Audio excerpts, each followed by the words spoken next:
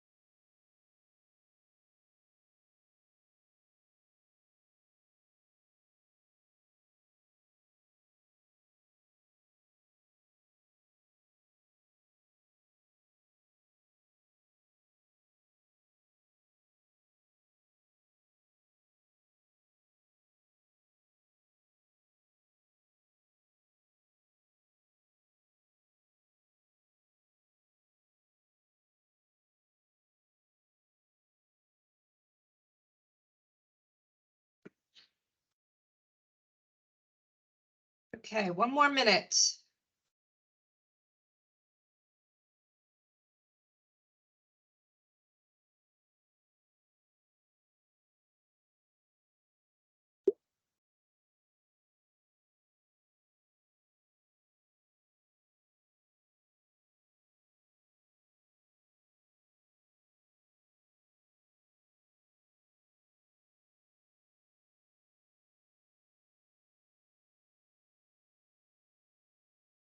All right, it is 10 o'clock. So I'm going to go ahead and get started this morning. There's my little alarm to tell me that it's time to start. So good morning, everyone. This is our January Bridge to Community meeting. We're doing it over Teams.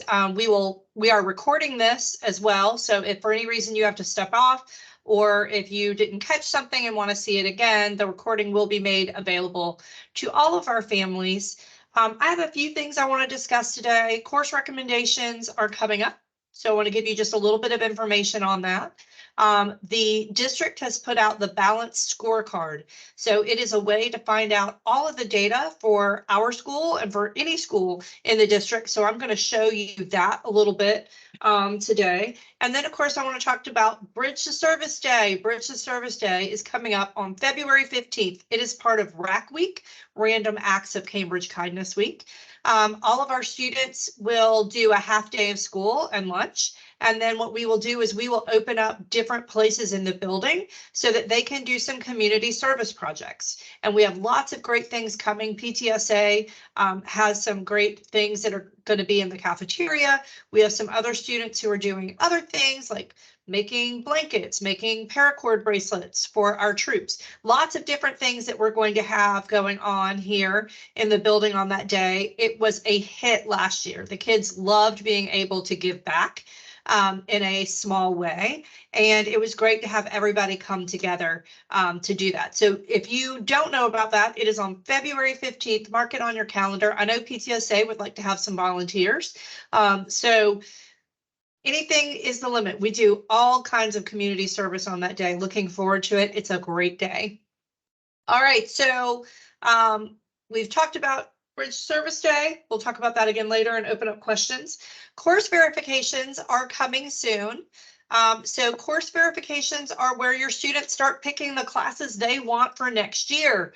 I know it seems really, really early, but it is not. We actually start doing the master schedule here in January, start building out and putting things together. The course catalog is up on our website if you'd like to see some of the offerings we have available for students. Our students will receive a packet of information in a couple of weeks. We will have some class meetings where they will receive a packet of information. So they'll receive an actual course verification sheet. It is paper, so you will actually have a paper with all of the courses they have been recommended for next year. With that, they'll also get a copy of their transcript. They will get sort of a worksheet that they can work to see what they have already accomplished and what is still left that they have to do in their high school career. It really helps them sort of figure out what's the path they want to take for next year. I want to say, parents, your teachers, your students' teachers recommend classes for them. That recommendation is based off of their progress in their class, right? So please, please, I know that everyone wants their child to be in the most advanced class, and we want to like move kids away from what was recommended into something else. When we do that, we open up our child to a lot of stress. So I want to go ahead and make sure that I say it's really, really, really important that we listen to teacher recommendations. They have been watching your child this entire time. They've been working with your child, and they're trying to set your child up for success to make sure that they earn the credits they need to graduate. So please watch out for those teacher recommendations. And again, we will be doing packets with kids so they can actually go through the entire thing, make sure that they're signing up for everything that they need to make sure that they are graduating on time. Okay, so that is coming in the next few weeks. Does anyone have any questions on that? I know that Dr. Harrell has put the registration page in the chat if you would like to see that link and look through the course catalog or any information with that. Does anyone have any questions about that course verifications and picking courses for next year? You're welcome to unmute and ask.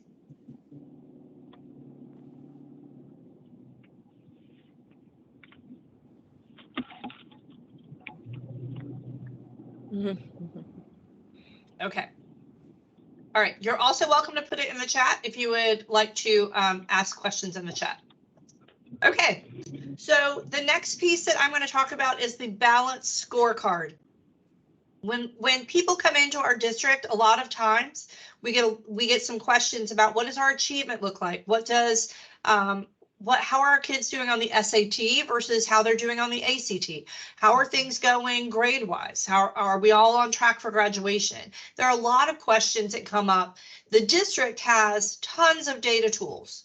And as a principal, I get access to a lot of tools about our school so that I can make some decisions about steering the ship, right? Making sure that we're doing what's best for our kids. So I wanted to make sure that I introduced today that the district has now made this data public facing so that you can see any information you want to about Cambridge or any of our feeder schools, any school in Fulton County, and it's called the Balanced Scorecard. So I'm going to share my screen. And go to the balanced scorecard. There it is. Okay, could somebody just unmute and let me know that you can see this? I can see it. Perfect. Okay, so I wanted to show you this. This was actually shown at Lily Pizzotic, our board member, at her meeting, her community meeting last week, and I thought it was really important information. Part of how we know how things are going and what's going on is to make sure that we're checking the data, right? So the district has made this balanced scorecard. With this, you can check in a lot of different things. I want to hit on this perception survey. So every year, the district sends out a perception survey to all of our families, to all of our students, and to all of our staff and teachers. That survey is incredibly important in letting us know that we're doing things right and that we are on track for what the community wishes to see in their schools. This survey will come out in February 13th, I believe, is when it's going to come out, and it will be out for about a week. As you can see, if you look at this data, only 15.7% of our parents respond to the stakeholder survey, which I get. We all get 1,000 surveys, it feels like, in public school. But this particular perception survey is incredibly important data for us. And so I want to make sure that that's on your radar, because with only 15.7% of our parents responding, obviously that data is not very reliable data in telling us what's really going on. So I really want to encourage our community that when the stakeholder perception survey comes out, I will definitely send out more information, but I want to make sure that we respond and that we fill out the survey. So just FYI, that is coming. Okay, so the balance scorecard. There's a whole bunch of tools on here. We'll tell you how to navigate the scorecard and how to find information. So I'm just going to click on the state accountability report. So this is content mastery on all of the Georgia milestones, as well as our cohort graduation rate. So what I want to show you is that this particular survey, or this particular information, you can find a lot of information on, right? So this is basically how our high schools, or all of our high schools are doing, but they have the ability that you can drill down into specific schools. So I want to show you this just to give you an overview. So if you click on the I, it tells you what everything is. It tells you how to navigate and tells you what all of the acronyms are, which is incredibly important because, you know, in education, we use a lot of acronyms. So that is the acronym page. And then if you go back,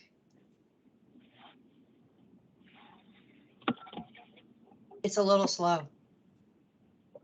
You can actually look at the actual year. So 22, 23.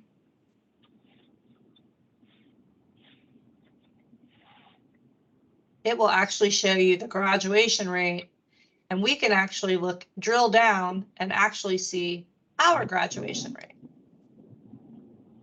It's going to take it a few minutes because it is slow today, but you can actually look up any information you want to learn about our school.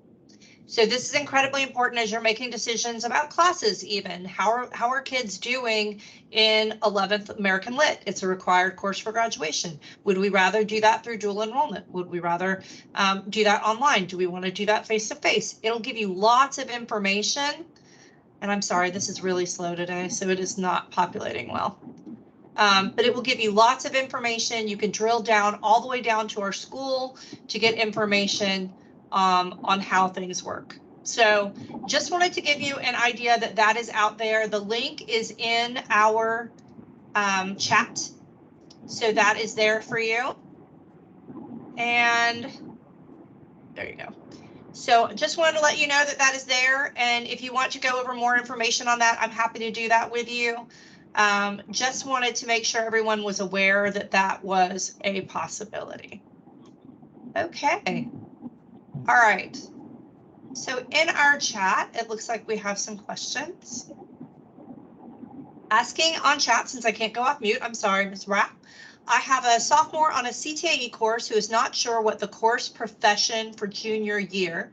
What's the guidance for her to figure out the next course to take? So if you actually go on our, in our course catalog, sorry, there's the bell, guys. There we go. If you actually go into our course catalog and scroll down to CTAE courses, there's a link for CTAE. It will tell you for every pathway, every course that a student should take along their pathway to make sure they complete it. So that is there in the course catalog. And in a few minutes, I can show y'all where that is. Okay, Michelle, random question. My child mentioned the cafeteria is charging for plasticware. Do you mind expanding on this change? Yes, so obviously, you know, due to COVID, there have been tons of theft that is very hard to get. Believe it or not, our plastic silverware packets have been very hard to get, very hard over the course of the last several months. And so with that, we only have a limited supply. So we always want to make sure that the students who buy lunch with us get plasticware because they didn't have the opportunity to bring it. They're buying with us, so we want to make sure they get plasticware. And so I think they've been charging like 10 cents for anyone outside of that to get the plasticware, and that's just to help, number one, to deter them from using ours to make sure that our students who buy lunch with us get it. That's the main reason. And then aside from that, everything's going up in price too. So people who aren't buying lunch with us are buying silverware, we still have to replenish that silverware. So that's part of that. I hope that answers the question, Michelle. Okay, yeah, absolutely. Do we have any other questions or anything? I can take you to the course catalog page if y'all want to look at that. I didn't have a whole lot on this agenda because Teams meetings are sort of hit or miss as to whether or not we get people here. So I didn't want to go crazy. But what other questions do you have?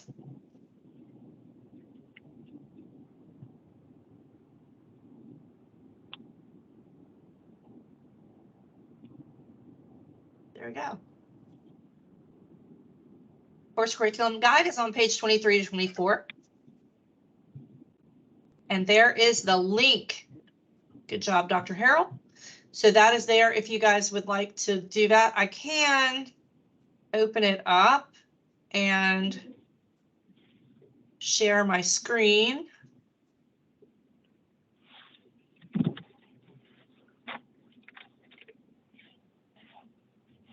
we go. There we are. So this is going to be incredibly important as your children are starting to make decisions about what classes they want to take.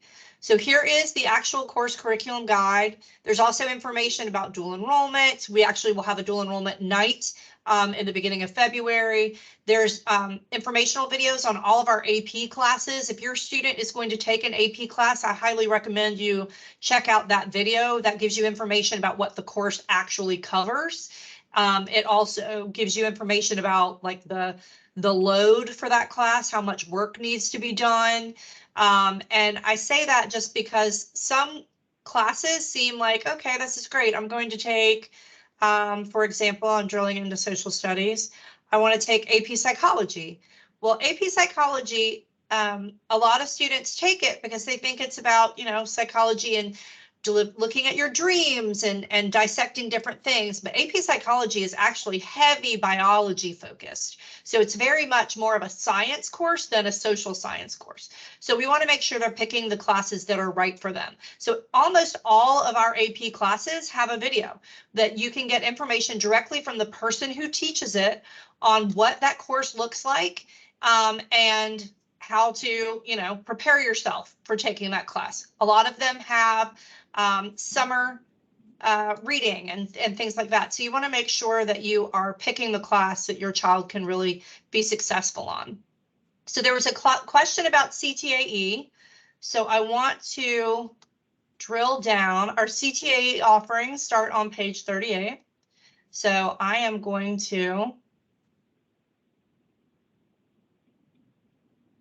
oh, it's not going to let me. Okay, so I'm going to have to scroll. Sorry, people. Okay. So here are our CTAE courses. So for example, if your child was in the law enforcement pathway, right, and they've done introduction to law, this gives them all the different options they can take to move forward. So if they want to go more into criminal investigation, then they will take the criminal justice, but then they will take criminal investigation year 3 or 4. Versus if I was more interested in forensic science, I would still take criminal justice, but then I would go into forensic science and then possibly a work-based learning class that deals with that. So not only does it give you the pathway information, our course catalog also gives you all the individual classes and the information that you need to know about. This is a year-long course. These are the years of students that we expect to take the course. Here's a basic overview of what the course is about. So all of that can be found in our course catalog. So I believe one of our parents was asking about that. That's a great place to find that information, is the course catalog, and that link is in our chat for you. So definitely check that out. Okay, is it common for sophomores to do dual enrollment, and what are the most attended schools for Cambridge students? I see more dual enrollment with juniors and seniors, but sophomores definitely take it. The issue with students taking dual enrollment is usually centers around travel, get to the school and back. So let me give you my quick spiel here on dual enrollment. I know in today's day and age, especially post-COVID, that there are lots of online dual enrollment options. Lots. We have Young Harris, Georgia State. Good morning, Mary. Sorry, here's going to be our announcements. So there are lots of options for dual enrollment. I highly recommend that if you are going to do dual enrollment, that you do dual enrollment in a face-to-face environment. The point of dual enrollment is to make sure that your child understands what a college course is and feels like. That's really hard to do in an online environment. Also, the online environments are not very forgiving in the college level if students are not turning things in on time or if they get behind. So you definitely want a face-to-face. So with that, Ms. Smith, it is common for sophomores to take it. Usually they take an online class, but I don't really recommend it. I would rather see them go travel to a site and take a college course with a professor. So if they can arrange transportation, that's a perfect thing. Dual enrollment info night will have a virtual option. I'm not positive on that one, so I'm going to get information for you on that from our head counselor. I do know that Gwinnett Tech will be here to talk about options they're doing. We have actually partnered with Gwinnett Tech this year to make sure that we have more pathway options for kids. So for example, a lot of our students are into HOSA and into healthcare, but we don't offer a healthcare pathway option here in the school through our CTAE courses. And so we are actually looking at using Gwinnett Tech to help talk through some healthcare options that they can take right there at the Avalon location. So Gwinnett Tech is right across from Avalon, and so that's a great place to get some of that. And they have a fantastic healthcare option. They also have a lot of computer courses, computer science courses, especially informational technology security classes, IT security. They've got a really good rate with that as well. So that's what we're doing. So Ms. Spivey has posted, Michelle, a video is being produced for that, and that will also be put up. So you will have a virtual option if you can attend. Sorry, guys, I'm talking over our morning announcers. I'm really sorry. Do you have any other questions, or is there anything you may not have heard because we had that going in the background? Absolutely, Michelle.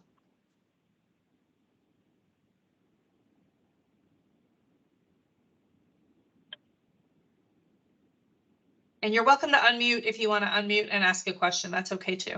I know some of you can't. What are the pros and cons of taking AP courses versus dual enrollment during junior year?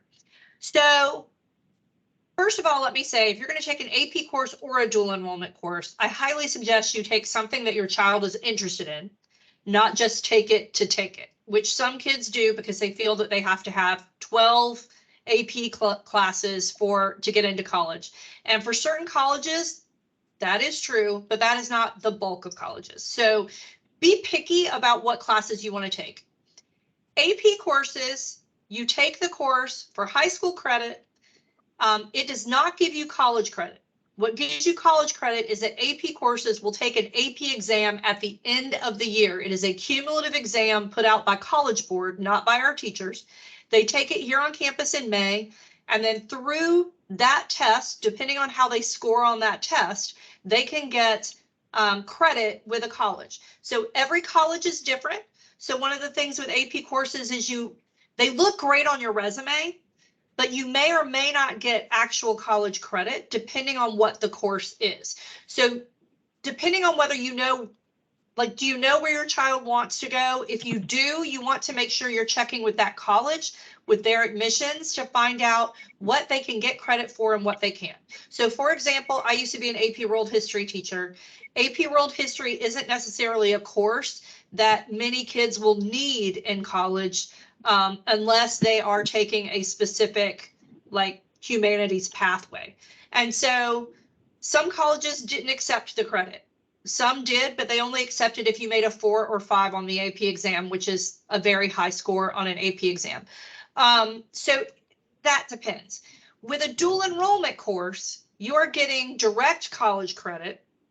It also will count towards high school credit. So you want to make sure you're doing something that they actually need, or you're doing an elective that will still count, right? So you need to make sure checking what you're actually signing up for.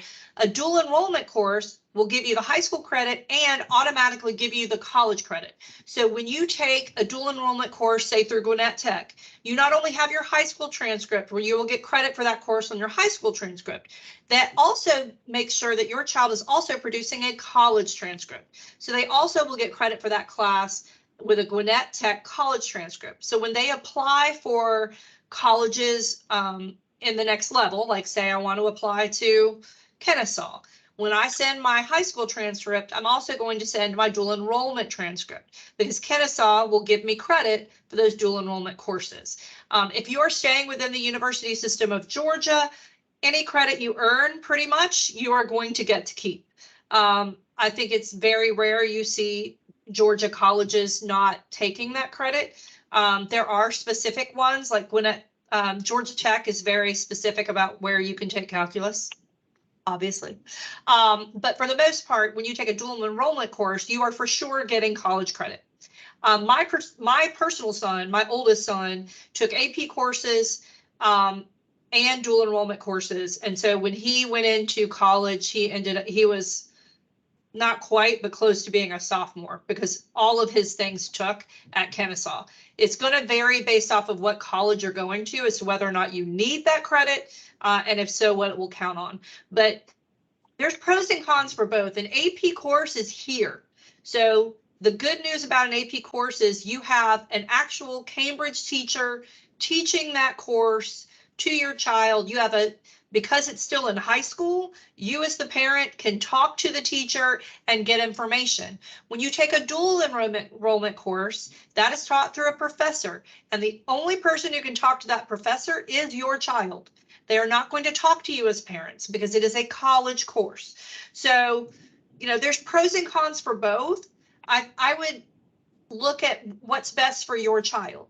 But again, if your child is going to do dual enrollment, I highly recommend that they do a face-to-face option and get actual college experience, not just an online experience. They can get that through us, right? But it's really important, I believe, to actually experience what a college classroom feels like for them. That's going to help them so much more moving to the future.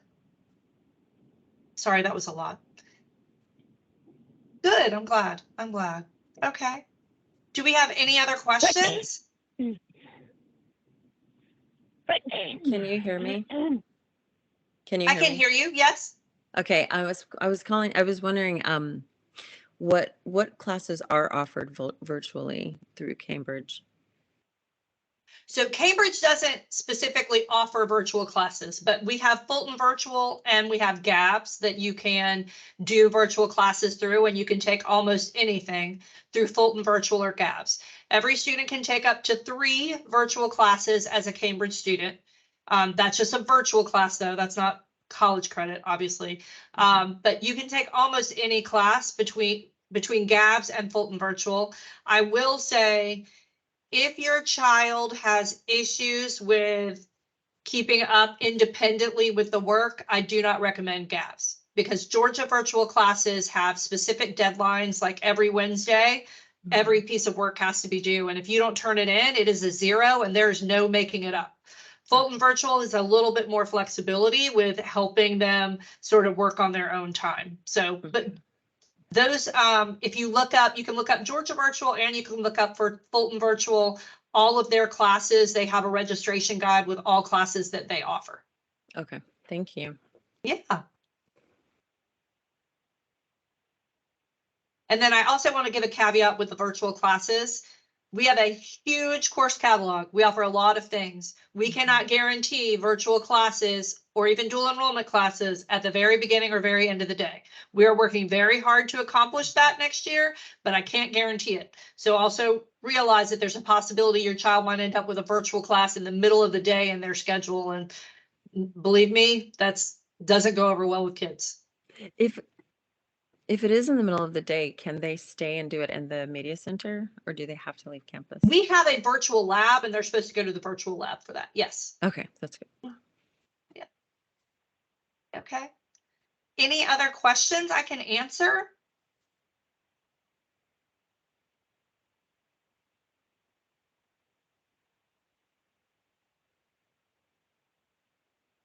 Okay. All right. So I will hang out for a few more minutes in case you have a question that you want to ask. You are welcome to ask. I will hang for a little while. Otherwise, have a great rest of your day. Reminder, February 15th is Bridge to Service Day. I hope all of your children stay in and help us do good for our community and do good for ourselves to be the bridge. So until we see you next time, be safe, be the bridge, go Bears.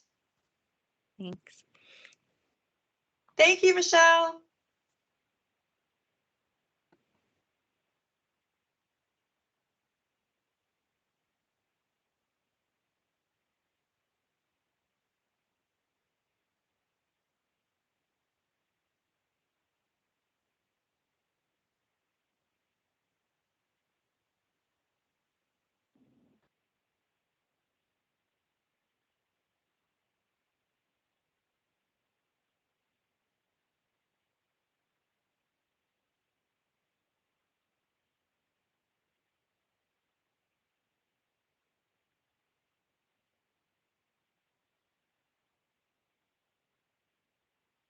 Okay, it is